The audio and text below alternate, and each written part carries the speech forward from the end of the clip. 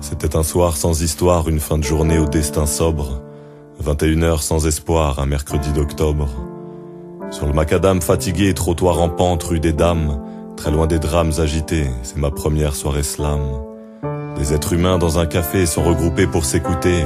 Ils prennent la parole un par un et mes oreilles sont envoûtées. Des humains à égalité, chacun est libre de se lancer. Le principe est très simple, encore fallait-il y penser. Je suis d'abord resté passif, mais j'ai tout de suite rêvé d'action. Je suis d'abord resté pensif pour comprendre cette révélation. J'ai pris une avalanche de rimes et une cascade de thèmes. Si loin du star system, tu restes tard si t'aimes. Quelques instants après, j'ai déterré l'encrier, en créant sans prier, pour hurler sans crier, sans accroc, sans vriller, dans la voix l'encrier, pour recevoir sans briller et donner sans trier. Le slam a giflé mon esprit puis libère les passions, secouant mon envie créative restée en hibernation. À la recherche de ces ambiances dans tout Paris je vais zoner. C'est décidé, ma voix est libre et son timbre va résonner. La poésie dans les bars a rendez-vous avec la vie. Je l'ai vue et tu le vis, je l'avoue, je l'ai suivie. Elle prend forme, elle grandit, elle rayonne et elle s'entend.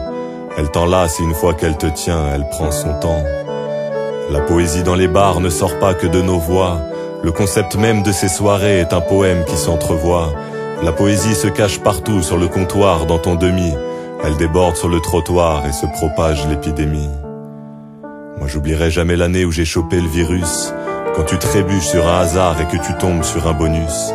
Ces soirées où l'on se livre, ces moments où l'on se lève. Des heures à user nos salives, croquer les mots jusqu'à la sève. J'oublierai pas ces instants rares où la nuit sert de terrain. À la recherche de l'éphémère, moitié inquiet, moitié serein. Je sais pas si le bonheur se touche, mais on l'a peut-être frôlé 2-3 fois, dans cette atmosphère un peu louche se reflétant dans nos voix.